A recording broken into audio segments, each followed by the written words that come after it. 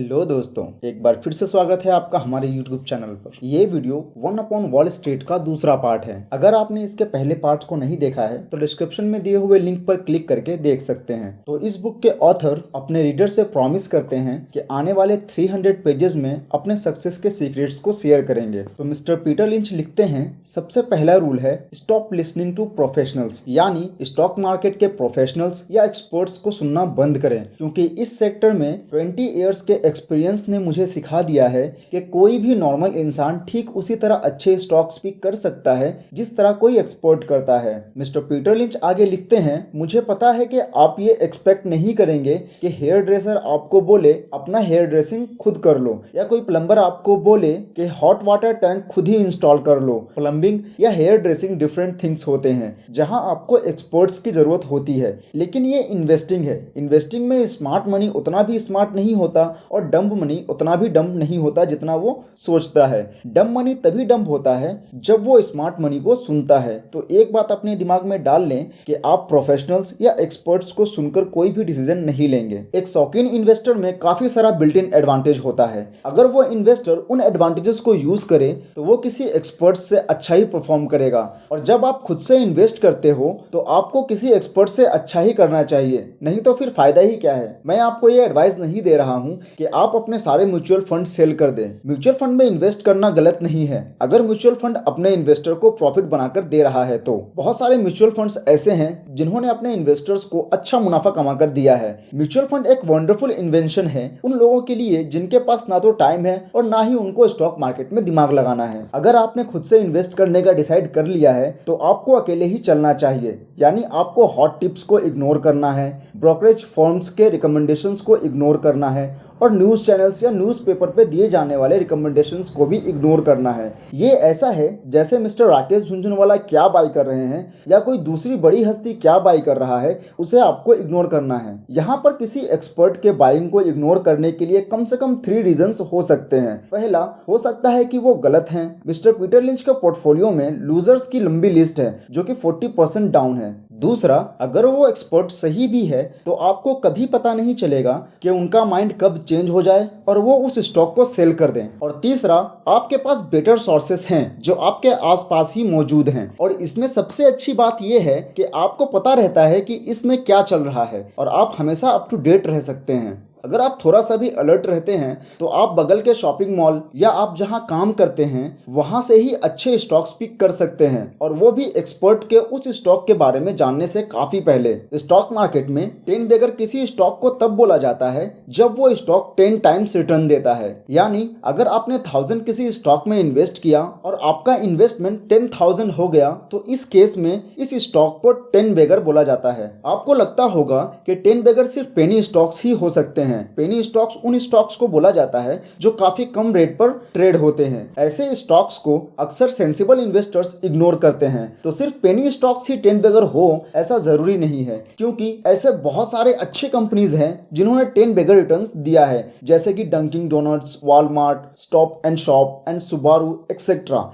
ये वो कंपनीज हैं जिनके प्रोडक्ट आपने यूज किया होगा, लेकिन किसे पता था कि अगर आपने सुबारू कार के साथ साथ सुबारू के स्टॉक्स भी बाय किया होता तो आज आप मिलियनेयर होते हैं। हालांकि आप जितना डोनट्स पर स्पेंड करते हैं उतना डंकिन डोनट्स में इन्वेस्ट करके मिलियनेयर तो नहीं बन सकते हैं, लेकिन आप अच्छा प्रॉफिट कमा सकते थे। अगर आप साल में $270 डोनट्स पर स्पेंड करते हैं और उतना ही अमाउंट अगर आपने 1982 में डंकिन डोनट्स में इन्वेस्ट किया होता तो 4 साल में आपका $270 $1,539 में तब्दील हो जाता। अगर आपने 1976 में गैप के 10 जीन्स पर $180 स्पेंड किया होता तो अब तक वो जीन्स खराब हो गए होते, लेकिन अगर आपने वही $180 गैप के स्टॉक्स में इन्वेस्ट किया होता तो 1987 में वो $180 $4,672 के वर्थ का होता। और ऐसे बहुत सारे स्टॉक्स हैं जो पेनी स्टॉक्स ना होते हुए भी अपने इन्वेस्टर्स को 10 बेगर रिटर्न दिया है। आप अपने आसपास हो रहे डेवलपमेंट को देखकर एक अच्छा स्टॉक पिक कर सकते हैं। इसका हम एक एग्जांपल लेंगे। इंग्लैंड में एक फायरमैन का स्टोरी बहुत ही फेमस है। 1950 में उस फायरमैन ने नोटिस किया कि एक टेम्परांस नामक कंपनी बहुत ही तेजी से अपने आप को एक्सपैंड कर रही है। तो उसने सोचा ये कंपनी बिना प्रॉफिट के अपने आप को इतना तेजी से एक्सपैंड नहीं कर सकती। इसी एजम्पशन के बेस बेस पर उसने अपने फैमिली के साथ मिलकर उस कंपनी में $2000 इन्वेस्ट किया। और इतना ही नहीं, बल्कि उसने आने वाले 5 साल तक हर साल $2000 उस कंपनी में इन्वेस्ट करता रहा और 1972 तक वो फायरमैन मिलियनेयर बन गया। तो आप इससे समझ सकते हैं कि आसपास में हो रहे डेवलपमेंट को देखकर आप कितना अच्छा स्टॉक्स पिक कर सकते हैं। आपको शायद ऐसा लग रहा होगा कि बेस्ट इन्वेस्टमेंट आइडिया के लिए एक्सपर्ट्स सोफिस्टिकेटेड और हाई लेवल के गॉसिप्स करते हैं और तरह तरह के फाइनेंशियल मशीन्स का इस्तेमाल करते हैं, लेकिन मिस्टर पीटर लिंच को उनके बेस्ट इन्वेस्टमेंट आइडियाज उस फायरमैन के तरीके से ही मिला है। मिस्टर पीटर लिंच लिखते हैं, अगर इस तरीके से फायरमैन को बेस्ट इन्वेस्टमेंट आइडिया मिल सकता है, मुझे मिल सकता है, तो डेफिनेटली आपको भी मिल सकता है। यहाँ पर मिस्टर पीटर लिंच अपने कुछ बेस्ट इन्वेस्टमेंट के बारे में बताते हुए लिखते हैं, टैको बेल। जब मैं कैलिफोर्निया ट्रिप पर था, टैको बेल का एक डिश है बुर्रिटो, बहुत पसंद आया था। क्विंटम मोटर्स इन, मुझे किसी ने इसके बारे में होटल में बताया था। वोल्वो, मेरी फैमिली और फ्रेंड्स इस कार को चलाते हैं। एप्पल कंप्यूटर्स, मेरे बच्चे के पास एक है और फिर हमारे ऑफिस में कई सारे लाए गए। डंकिन डोनट्स, मुझे इसका कॉफी बहुत पसंद है। और पियर 1 इंपोर्ट्स मेरे वाइफ द्वारा रिकमेंड किया गया था। इनफैक्ट मेरी वाइफ कैरोलिन मेरे लिए बेस्ट सोर्स ऑफ इन्फॉर्मेशन है। कैरोलिन ने ही मुझे लेक्स के बारे में बताया था। अगर हम बात करें कॉमन नॉलेज के पावर के बारे में, तो लेक्स एक परफेक्ट एग्जाम्पल हो सकता है। लेक्स 70s में one of the best consumer product था। मैं पहले एज अ सिक्योरिटी एनालिस्ट करके जॉब कर रहा था। मैंने कई सारे टेक्सटाइल प्लांट्स विजिट किए हैं। मुझे टेक्सटाइल्स का नॉलेज था, मुझे प्रॉफिट मार्जिन कैलकुलेट करने आता था, पी रेशियो पता था और भी बहुत कुछ पता था, लेकिन ये इन्फॉर्मेशन उतना वैल्यूएबल नहीं था जितना कि मेरी वाइफ कैरोलिन का। मैंने अपने रिसर्च में लेक्स को फाइंड आउट नहीं कर पाया, लेकिन कैरोलिन ने सिर्फ ग्रोसरी स्टोर्स जाकर इसके बारे में पता लगा लिया। अगर आप खुद से इन्वेस्टमेंट करते हैं तो आपको थोड़ा अलर्ट रहना चाहिए, आपके आसपास हो रहे डेवलपमेंट पर ध्यान देना चाहिए और एक्सपर्ट्स को नहीं सुनना चाहिए। मैं ऐसा क्यों बोल रहा हूँ, ये समझने के लिए मैं आपको अपने एक दोस्त के बारे में बताता हूँ जिसका नाम है हैरी। एक्चुअली हम सब में कहीं ना कहीं एक हैरी होता है। हैरी जो है बेटर स्टॉक के बारे में जानने के लिए काफी खर्च करता है, जैसे न्यूज़लेटर्स बाय करता है, जर्नल्स पर खर्च करता है इत्यादि, जहां से उसे कम रिस्क और ज्यादा अपसाइड पोटेंशियल वाला स्टॉक्स मिल सके। तो एक बार क्या हुआ, जर्नल और न्यूज़लेटर दोनों में ही एक कंपनी को काफी अच्छा बताया गया जिसका नाम है विंचेस्टर डिस्क ड्राइव। हैरी को डिस्क ड्राइव के बारे में ज्यादा पता नहीं था, लेकिन उसने अपने ब्रोकर को कॉल किया जहां से उसे ये पता चला कि मेरिल लिंच ने विंचेस्टर को एग्रेसिव बाय लिस्ट में डाला हुआ है। तो हैरी ने सोचा, पहले जर्नल, फिर न्यूज़लेटर, फिर मेरिल लिंच ने इस कंपनी को रिकमेंड किया है, तो ये कोई कोइंसिडेंस नहीं हो सकता है। तो इस तरह से वो उस कंपनी में $3000 इन्वेस्ट करने के लिए कन्विंस हो गया। ठीक इसी दिन हैरी की वाइफ शॉपिंग करके आती है और हैरी से एक वुमेन क्लॉथ स्टोर के बारे में शेयर करती है, जिस स्टोर का नाम है लिमिटेड। वो अपने हस्बैंड से शेयर करती है। लिमिटेड स्टोर के सेल्स पर्सन काफी फ्रेंडली हैं और सामान भी काफी बार्गेन प्राइस पर मिल रहा है। मैंने सिर्फ $200 में काफी कुछ खरीद लिया है। हैरी अपने मन में ही सोचता है, तुम वहाँ $200 स्पेंड कर आ रही हो और मैं यहाँ पर बैठकर $200 कैसे कमाया जाए ये सोच रहा हूँ। फिर हैरी अपने वाइफ से बोलता है कि हम विंचेस्टर नाम की एक कंपनी में $3000 इन्वेस्ट करने वाले हैं। वाइफ बोलती है, आई होप तुम जो कर रहे हो तुम सोच समझ कर ही कर रहे हो। तुम्हें याद है ना, हेवलाइट फोटो सेल, हमने उसमें $1500 लॉस किया था। फिर हैरी बोलता है, हाँ लेकिन ये विंचेस्टर है। वॉल स्ट्रीट जर्नल के हिसाब से डिस्क ड्राइव दशक का मेजर ग्रोथ इंडस्ट्री है। हम भी इस ग्रोथ में शामिल होते हैं। आगे के स्टोरी को इमेजिन करना काफी आसान है। विंचेस्टर क्वार्टर में बहुत ही बुरा रिजल्ट शो किया और डिस्क ड्राइव के फील्ड में कंपटीशन बहुत ज्यादा बढ़ गया। स्टॉक प्राइस $10 से घटकर $5 का हो गया और हैरी ने फिर से $1500 का लॉस किया। इसी बीच हैरी इस बात से अनजान था, जिस लिमिटेड नाम के स्टोर के बारे में उसकी वाइफ ने उसे बताया था, उसका शेयर प्राइस दिसंबर 1979 में 50 सेंट्स से बढ़कर 1983 में $9 तक हो गया था। अगर हैरी ने स्टार्टिंग से ही लिमिटेड में $10,000 इन्वेस्ट किया होता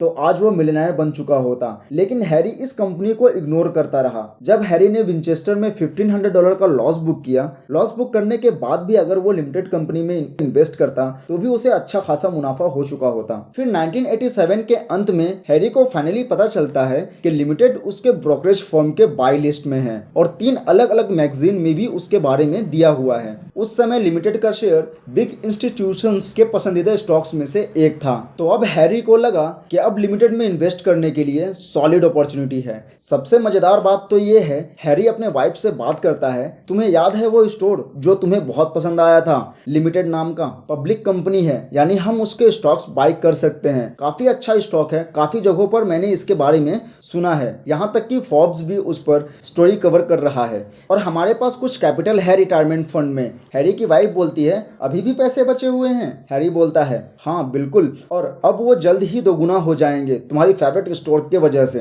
हैरी की वाइफ बोलती है, लेकिन अब मैं लिमिटेड स्टोर में शॉपिंग नहीं करती हूँ, अब वहाँ सामान बहुत महंगा मिलता है और वहाँ कुछ ऐसा यूनिक भी नहीं है, और दूसरे स्टोर्स भी वैसे ही बिजनेस कर रहे हैं। हैरी बोलता है, उससे क्या मतलब है? मैं शॉपिंग की बात नहीं कर रहा हूँ, मैं इन्वेस्टमेंट की बात कर रहा हूँ। फिर हैरी ने लिमिटेड के स्टॉक्स $50 में बाय किया, जो कि ऑल टाइम हाई था, और उसके बाद प्राइस गिरकर $16 पर आ गया, और फिर उसने लिमिटेड के शेयर्स भी लॉस में ही सेल कर दिया। मिस्टर पीटर लिंच लिखते हैं, हैरी ने लिमिटेड को मिस किया तो ये कोई बहुत बड़ी बात नहीं है। मैंने भी अपने लाइफ में बहुत सारे 10 बिगर स्टॉक्स को मिस किया है। मैं इस बुक में आगे ऐसे बहुत सारे स्टॉक्स के बारे में लिखने वाला हूँ जिन्हें मैंने मिस किया है। और जब बात आती है प्रॉमिसिंग अपॉर्चुनिटी को मिस करने का, तो मुझे इसकी आदत हो गई है, ठीक दूसरे आम लोगों की तरह। किस्मत से मार्केट में ऐसे बहुत सारे 10 बिगर स्टॉक्स रहते हैं, तो लाजमी है कि आप उनमें से कुछ न कुछ तो मिस करेंगे ही। लेकिन किसी भी फैमिलियर कंपनी में इन्वेस्ट करने का सबसे अच्छी बात यह है कि आप उस कंपनी के प्रोडक्ट या सर्विस यूज करके उस कंपनी को एनालाइज कर सकते हैं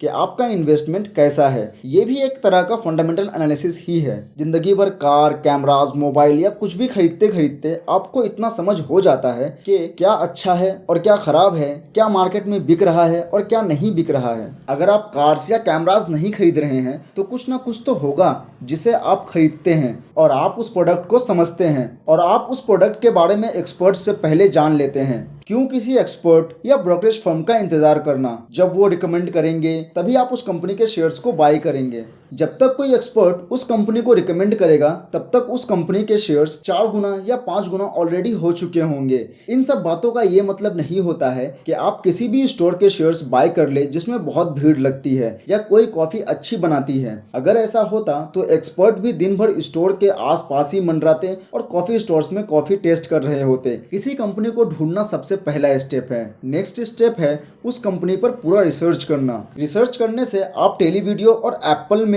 फर्क समझ पाएंगे। अगर किसी कंपनी का बैलेंस शीट खराब है तो उस कंपनी को डूबने से कोई नहीं बचा सकता। इसीलिए कंपनी ढूंढने के बाद उस कंपनी पर पूरा रिसर्च करना बहुत जरूरी होता है। तो आज के लिए बस इतना ही। अगर आपको ये वीडियो पसंद आया तो प्लीज लाइक करें, चैनल को सब्सक्राइब करें, नीचे कमेंट करें। So thank you for watching this video. मिलते हैं अगले वीडियो में, तब तक के लिए गुड बाय।